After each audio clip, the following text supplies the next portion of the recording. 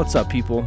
I'm Garrett Jonsson, and you're listening to Consider Before Consuming, a podcast by Fight the New Drug. Before we jump into this conversation, we want to let you know that this episode contains graphic descriptions of pornography and sex. Listener discretion is advised. Today's conversation is with Walter DeKeseredy, Ph.D. He's authored 25 books, 100 scientific journal articles, 83 chapters on issues related to violence against women, and has won major awards for his research. With all that being said, we hope you enjoy this episode of Consider Before Consuming. Well, we want to welcome to the podcast Walter DeKeseredy. Did I pronounce your name right, Walter? Yes, you did. Yes. DeKeseredy. Okay. I love the last name. Where does it come from? Do you know? Hungary. Wow. Yeah, I can tell it's from somewhere cool. Well, Walter, we're excited to have you on the podcast. The name of our podcast is Consider Before Consuming, and the goal of this podcast is to give people things to consider before they consume pornography. And so we're excited to have you on because I was looking at your some of your credentials in your resume, Walter, and it says you've been working in this industry for 32 years. Yes, I have. Yeah. Yeah. So I'm 32 years old. So looks like you got quite a lot of experience, and so we're fortunate to have you on the podcast today. Well, it's an honor to be here. Thank you for inviting me to share my thoughts and my research. Yeah, absolutely. And the way that we came to know you, Walter, is because you were at the Coalition to End Sexual Exploitation, and they listed off some of your credentials, and I just stood there thinking, wow, like this, what does this guy do except for work? Because you've published 25, and correct me if I get any of these stats wrong, you've published 25 books, 100 scientific journal articles, 83 book chapters on issues related to violence against women. What am I missing?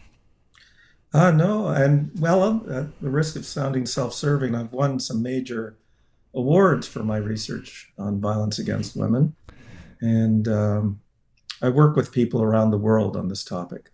And 32 years, once again, 32 years of experience. So we are very excited to talk to you. How do we start this, Walter? I mean, you have so much to provide. I guess what would be the number one thing you would want people to consider before consuming pornography?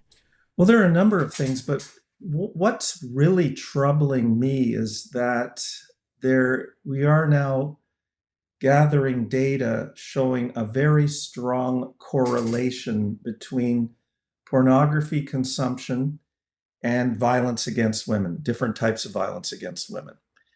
And the research is coming from different disciplines: sociology, psychology, medicine, neuroscience. Now, I am not saying that it is a direct cause. It is a correlate. It definitely is a contributing factor to different types of violence against women, both online and offline. Right.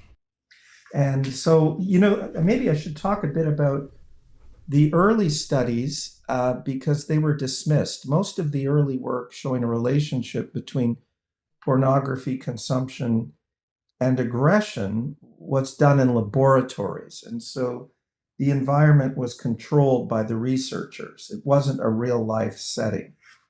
And then starting around the 1990s, early 1990s, people started conducting survey research using representative samples. In other words, the data that they gathered from the surveys could be generalized to a much larger population. And what we uncovered is that many women who reported being physically and sexually and psychologically abused by their current or former intimate male partners, they reported that these men consumed pornography. Now, let's fast forward to today, because we live in what my colleague Robert Jensen refers to as a post-Playboy world, in which the bulk of today's pornography is violent and racist. It's what the industry, as well as leading experts in the field, such as my colleague Gail Dines, referred to as Gonzo, which females are characterized as subordinate to men, and the main role of actresses is to provide sex to men. And Gonzo depicts hardcore, body punishing sex, and I'm quoting Gail Dines right now, in which women are demeaned and debased. And routine features of Gonzo are painful anal sex, brutal gang rape, and men slapping and choking women or pulling their hair while having sex. And of course, there's a racist element in there too. I mean, the titles of some of these websites are very, very racist, which is interesting how many people consume that. And we're having a national discussion on racism right now, as you know, in light of certain recent events. Right. That's a very hot topic right now. And it's interesting that people, those same people who are not okay with racism, some of them are going and participating and fueling an industry that kind of thrives on racism. Is that a correct statement? Yes, I think many people would say, well, I'm not a racist, and they obviously don't engage in public racist practices or say racist things publicly, but they are going to sites like Rex and AIDS and other such sites in which women from different ethnic minority groups are degraded and debased. And I should also mention that these sites also stereotype in hurtful ways men of color, Latino men, and other men from different ethnic cultural groups. So it's hurting both men and women. And, Black men have historically been portrayed in racist media as being hypersexualized and violent. So pornography certainly fuels much of the racism that exists today, especially, and I feel very confident saying this because as well as anyone, Garrett, I mean, you've been involved in the movement. Excuse me, that the breadth of the consumption in this country, I mean, it's just absolutely incredible how many people consume porn. What we're discovering is that Americans consume it more than people in other countries. Yes, you are correct. Yes, that is very true. You mentioned that back in the 1990s, a lot of the studies being performed were like survey or research gathering samples that can be. Yeah. And then my question is, fast forward to today, and what are some more recent research or studies performed that showing that same correlation? Surveys and rich in-depth interviews with both men and women. For example, in rural Southeast Ohio, I interviewed 43 women who were at great risk of being killed. They wanted to leave, were trying to leave, or who have left their partners who were abusive and controlling. And we did rich in-depth interviews, and pornography stood out. It came out very, very clearly. I didn't even have to ask that question. It was truly incredible. 65% of the women we interviewed talked about how their partners consume pornography. Okay. And one thing that you've mentioned, because you've been in this industry for so long, in this movement for so long, for 32 years, you've seen, I mean, that pushes us back to about the late 80s. Is this when you got into your career? Yeah, that's when I started. So you've seen quite a transition of pornography, because you went from VHS, basically, magazine and VHS, fast forward to mid-90s, where the internet came out, fast forward to like 2007, first version of the smartphones come out, and fast forward to today, and we've celebrated about 10 years of having smartphones in our pockets. And so I think you're in a very unique position not only doing a lot of research, but you're one of the people who have been doing research for so long that you've personally seen this transition. Yes, I have, and it's getting worse. And I'm not saying this for moralistic reasons, but pornography has become more violent and more available, very easily available. In fact, we know about Pornhub and other such sites in which it can be consumed freely. But what is going on is that people are consuming also at a much younger age because it's easily accessible. You go back to, even before the 80s to access porn, which was basically magazines or literature. There were theaters, of course, but you had to be of a particular age unless you got access through, your father's collection of porn or somewhere else. Right.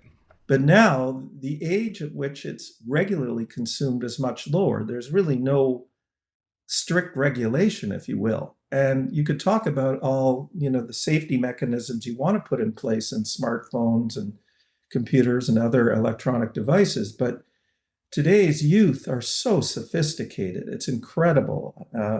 They get around it very easily. And they're starting at a very young age, 9. The average age was about 11 or 12, but it's getting younger now. And this is their first exposure to sex. And back in the 70s and 80s, most of the pornography did not involve the level of violence that we see today and the level of racism that we see today. So, and I'm not saying that yesterday's porn is good. I'm not saying that at all. I'm saying it because yesterday's porn also objectified and degraded women. But the level of consumption is very disturbing, and also the rates of violence. Put aside pornography for a minute. The rates of violence are increasing. They're not decreasing in this country. Consider sexual assault on the college campus. We know that at least 1 out of every 4 female undergraduates has experienced at least one type of sexual assault during their college career. Well, this rate has increased. There's one school in which I did a large-scale study, and the rate was 34%. So 1 in 3.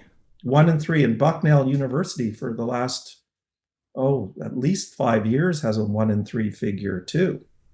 So just to get the numbers correct, you said in the 80s it was 1 in 4 about, and fast forward to today, and that number's dropped to 1 in 3.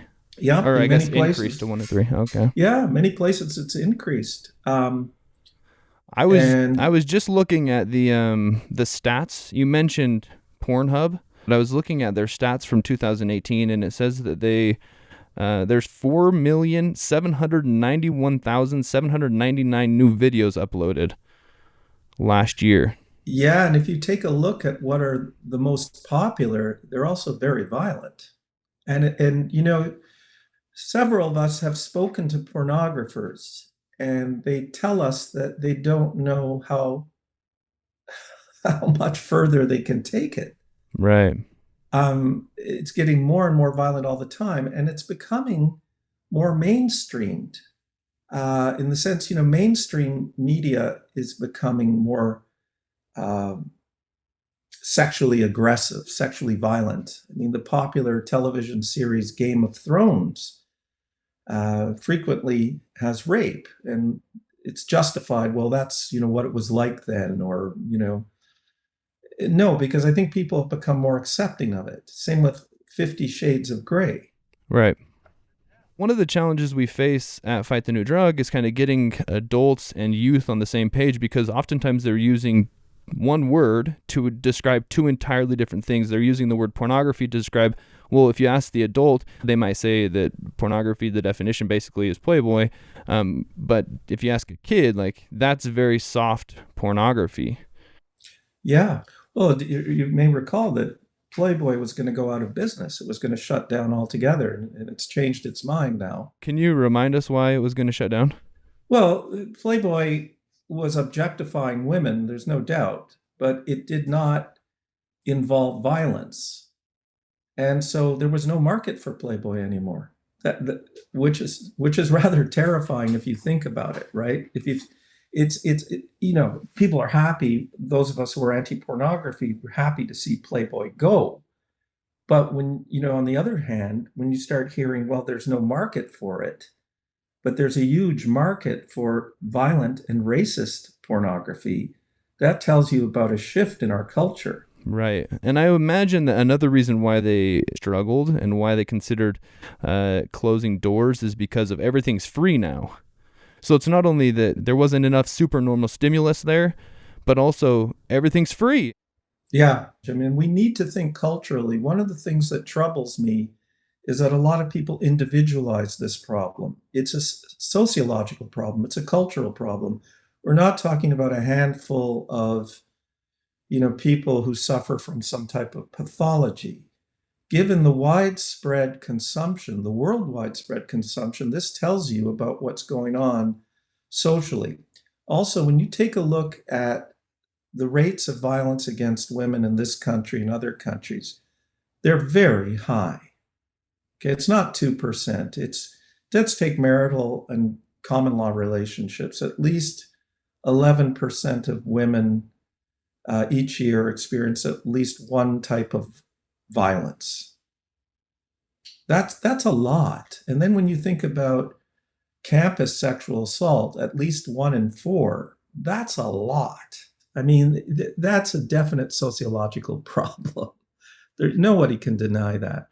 And then we have even more evidence that porn is strongly correlated with violence against women. There's more than, right now, I'd say 150 studies out there that show that porn is strongly correlated with a broad range of violent behaviors. And there's close to 80 studies now that have uncovered a strong correlation between porn and sexual violence. So the research is coming out very quickly right now.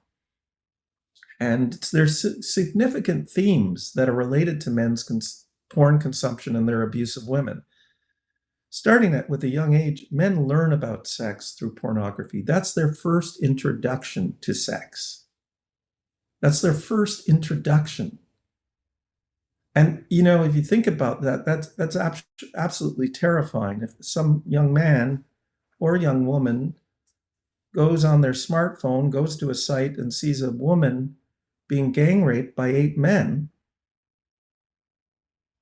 and, how it's depicted as if she's enjoying it, that's something disturbing.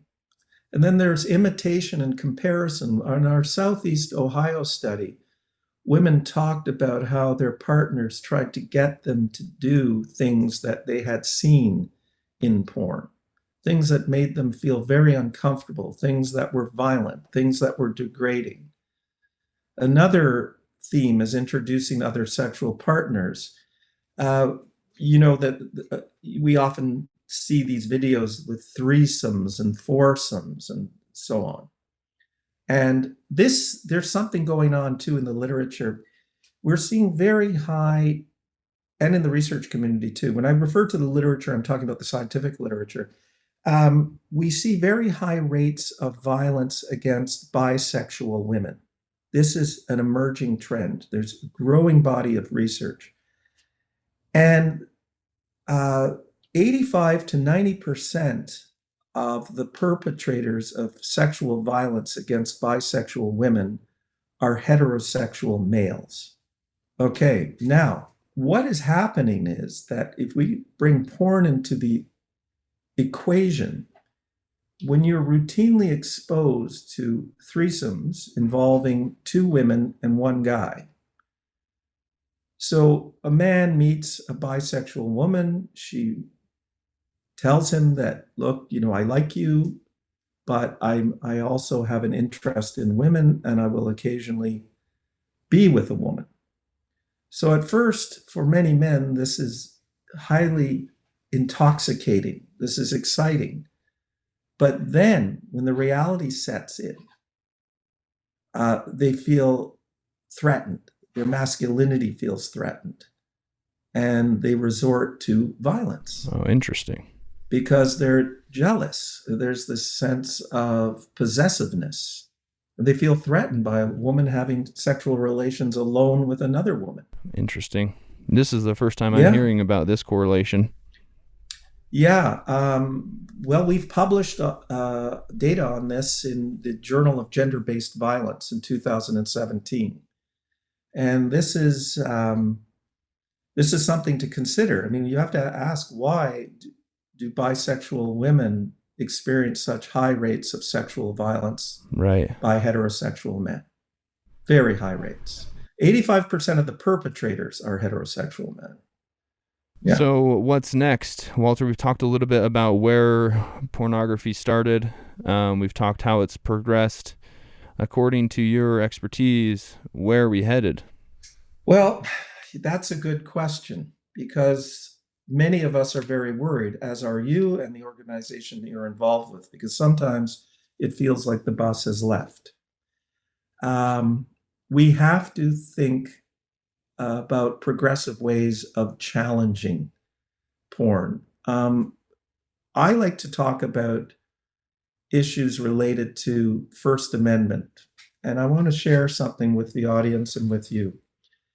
I've heard people say to me, well, this is a juggernaut industry and it's lobbies. And, on top of that, this is our, First Amendment. This is our right in the United States for freedom of speech.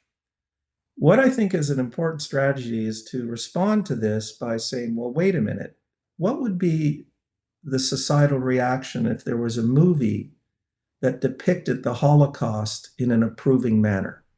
Oh, wow. There would be there would be no discussion of freedom of speech. There would be anger. There would be moral outrage.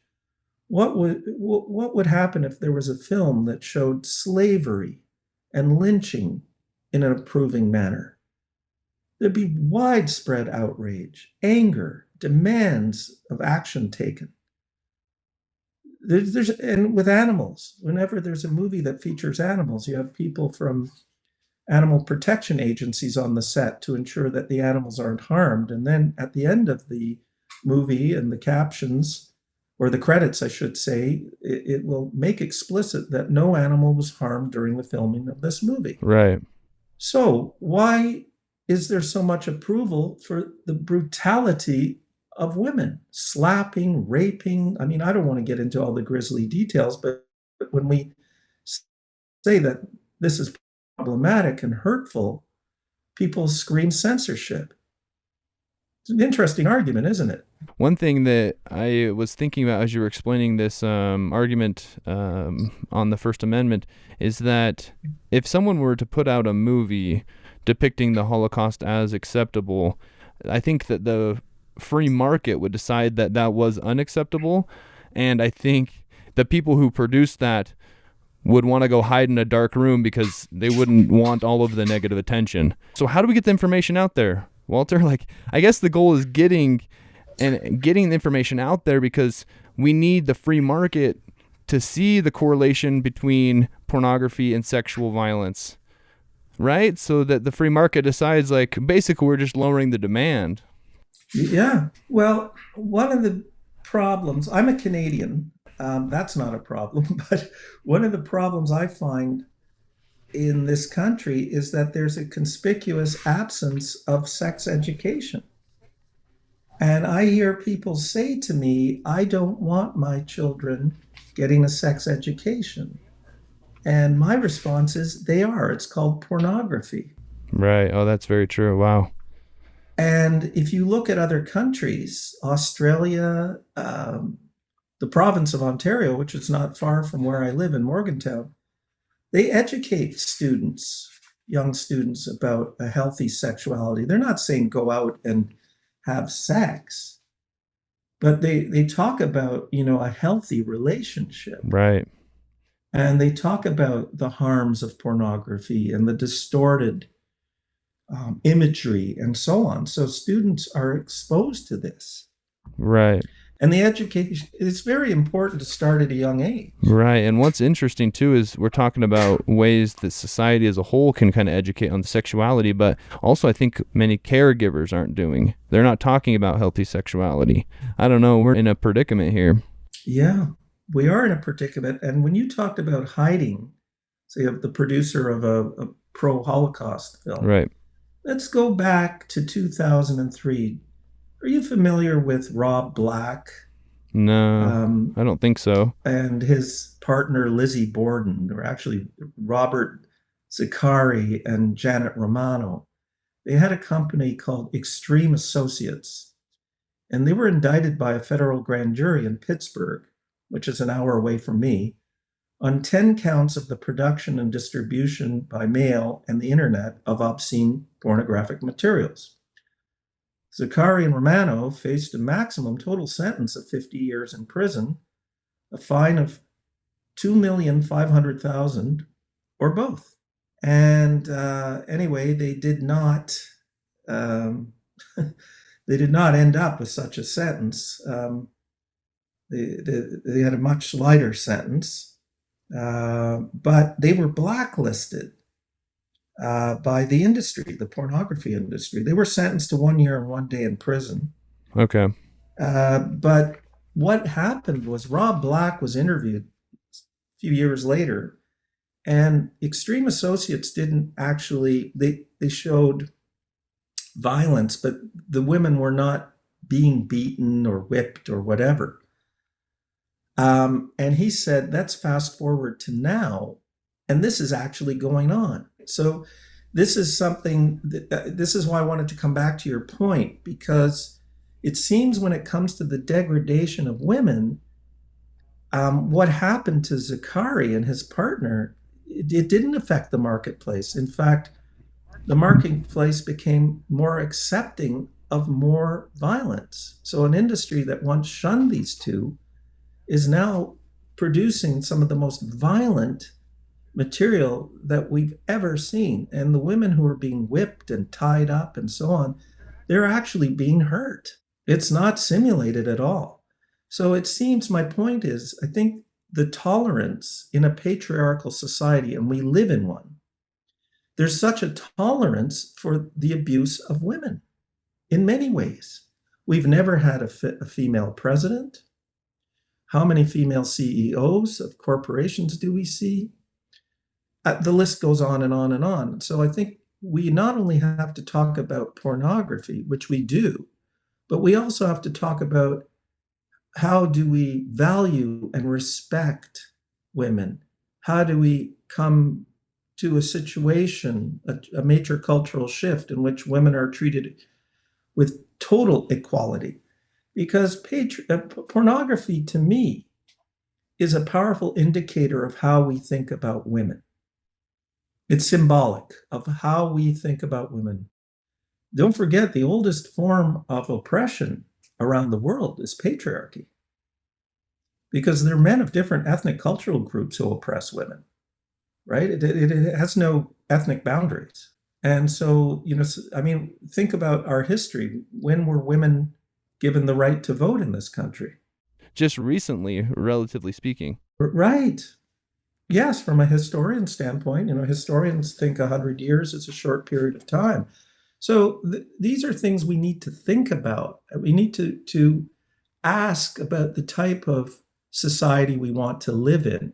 And so to curb patriarchy, to curb pornography, you also have to curb other forms of inequality. Right. What would you say to a proponent of pornography that says that it's empowering to women? In what way? I mean, I get this all the time, and there are people who claim to be feminist pornographers. I don't see anything such as feminist porn. And I'm not anti-sex. This is one of the things that people who are anti-porn get labeled. They get labeled as moralistic or anti-sex. I'm all for sex, and it has to be consensual and respectful and so on, not the type of sex we see. I don't understand how being ejaculated on by 8 men is empowering. This is not empowerment at all. In fact, many young women I've talked to who have watched pornography because of pressure by their partners feel very uncomfortable. They feel emotionally detached, and they're wondering what's going on with their partners. I think this liberatory thesis that's bounced around, it comes from pornography producers. There are some academics I know, I must say, who are pro-porn and would fundamentally disagree with me. but I can't see anything liberating in it at all. But my definition of pornography is what I've mentioned before, is Gonzo. And I think that's important to talk. What do we mean by pornography? How do we define pornography? I think that's important too, because I think we close many people's minds if we, come across as being totally anti-sex. Of course. And I think that's how the anti-porn movement is seen by many people. So that's where I think this liberatory argument comes from. And I think it's important when we dialogue that we say, no, we're not against sex. No, we're not, these people who are, want to oppress women's sexuality and control their reproductive rights and so on. And I think we often get equated with that. So it's how we present our message. So when we talk about porn, I think it's very important to have an explicit definition. Because I'm not sure everyone understands what we're talking about. In regards to Gonzo? Yeah, I think when they hear us use the word pornography, because when we talk, people like you and me and others in the movement, we know what we're talking about. But, others don't necessarily see porn that way. Right. Well, one thing that might be interesting is listing off some of these different types of pornography. Can you list off a couple that are most concerning to you? What I mean by Gonzo and what others do is when there's no mutual respect and care and sense of emotion. Because in these images, and I don't want to describe them, I'm not here for, and nor are you, for shock theater, but there is no pleasure given to the woman at all. Everything is very, very one-sided. It's all designed to please the man. Yeah, much of pornography is that way, correct? Right, and the women are characterized as sluts, and they're characterized as whores, and cum dumpsters, and so on. Pardon me for using that language, but that's common in the porn genre. But I think we need to have a meaningful dialogue. You just can't say, look, you people are bad because you watch porn. In my classes, I do have sections on pornography. And, the women, they talk, and many of them have told me that they've yet to meet a man who has not consumed pornography. The men get often very defensive, and so I don't shut down the conversation or try to target them. And of course, there are female students who are pro-porn, I must say that. But a lot of them feel pressured, and they've been groomed. There's like a type of genre, Gail Dines talks about it, where boys groom female partners to watch porn. And then, of course, with young people, there's such peer pressure. I mean, I've talked to people, I work with young people all the time. And some men have told me, look, I don't like watching this. I feel uncomfortable, but, I don't want to be shunned by my peers if I don't. Because a lot of men watch it in groups, as you know. Right. Frat houses and other places at parties. And there are many women who don't want to be marginalized in the interpersonal marketplace. They're worried about being viewed as prudes and so on. So we also have to target social norms. Right. That's why this has to be a multi-pronged approach. There's no single solution, but we also have to have our eyes on our society as well as what's going on in our broader society that contributes to pornography consumption. I think we're going to fail if we just target individual factors. We have to question why we have a society that, enables such a lucrative industry to exist. Right. One of those inconsistencies that I've always thought of is the conviction of Bill Cosby. Bill Cosby was convicted of drug-facilitated sexual assault, and now he's condemned by much of society, and with good reason. But then the inconsistency happens because many of those same people who condemn Bill Cosby for drug-facilitated sexual assault engage in the behavior of consuming mainstream pornography. And mainstream pornography oftentimes thrives on drug-facilitated sexual assault.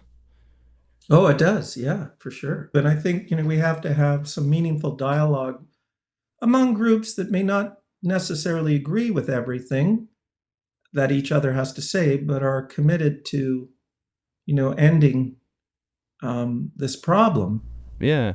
Well, that's part of being in this movement is, yes, we want discussions. We respect your point of view. We ask that you kind of respect ours and hear us out as well. And we appreciate you doing your part, Walter. And thank you so much for taking the time to make this happen. And all the research and things you've done over the years are really making a difference. Yeah, and let me know when the blog comes out. And I look forward to talking to you again. Yeah, it was our pleasure, Walter. We would love to talk with you again. Also, would love to have you back on the podcast at some point.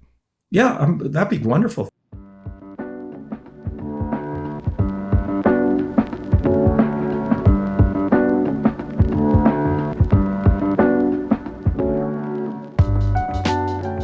Thanks for joining us on this episode of Consider Before Consuming. Consider Before Consuming is brought to you by Fight the New Drug. Fight the New Drug is a non-religious and non-legislative organization that exists to provide individuals the opportunity to make an informed decision regarding pornography by raising awareness on its harmful effects using only science, facts, and personal accounts. We'll definitely have to have Walter on the podcast again. Until then, you can learn more about Walter and his work by checking out the links attached to this episode. If you enjoyed this conversation, please rate and review. As you go about your day, we invite you to increase your self-awareness, look both ways, check your blind spots, and consider before consuming.